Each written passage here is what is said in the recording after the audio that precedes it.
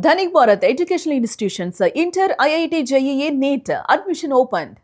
ఇంకా వైపు మన బీచ్ టూరిజం ప్రమోట్ చేయడానికి చాలా ఉన్నాయి. బీచ్లో ఇసుక బయలులో కూర్చోబెట్టి మంచి బీరో పెక్ మందు తాగితే టూరిజం డెవలప్ అవ్వదు. ఇంకా వచ్చే సంసారానికి కుటుంబాలు మంచి కుటుంబాలు ఇదే దరిద్రం అనుకుని వెళ్ళిపోతారు కదా అక్కడి నుంచి. ఎందుకంటే మన కల్చర్ అది, మన మన మన సాంప్రదాయాలు కొన్ని ఉన్నాయి. మరి హిందూ సాంప్రదాయం ఏమంటారు, భారతీయ దాన్ని ఎలా ఈ కూటమి ప్రభుత్వం ఎలా దాన్ని సమర్థించింది కొత్తగా ఇలాంటి కల్చర్ని ప్రవేశపెట్టడానికి ఆ పార్టీని? చెప్పండి. జనసేన అంటే మిక్స్డ్ కల్చర్ పక్క పెట్టండి. పోనీ ఇది వాళ్ళు ఆ సమయానికి వచ్చి హిందూ కల్చర్ అనవచ్చు, ఆ సమయానికి వచ్చి వెస్ట్రన్ కల్చర్ అనవచ్చు, ఆ సమయానికి వచ్చి లేకపోతే ఇలా ఇంకో కల్చర్ అనవచ్చు, తప్పులేదు.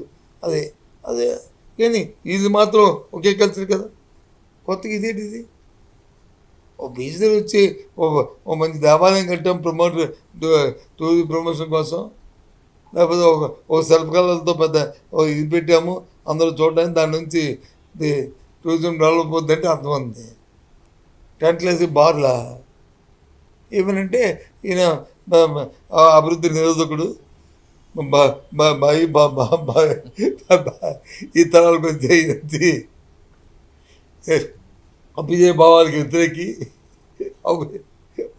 వాళ్ళక్కడ భావాలు ఆంధ్రాలో కలిసి అనుకుండేది పూర్వం ఇది ఒక తప్పు అనేది ఉండేది. ఆ తర్వాత మారిన తర్వాత అది కాదు, కొద్దిగా గుమ్మనంగా వచ్చింది. ఏదైనా చేస్తే వ్యాపారకంగా చేసే అలవాటు ఉండేది, తాగడం చేయడం ఏది చేస్తే.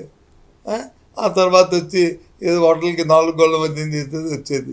బహిరంగ రాలేదు. ఇంక ఇప్పుడు బహిరంగంగా ఏడాలో నవ్వాలో బాధపడాలో ఇబ్బంది పడాలో అర్థం అవ్వట్లేదు.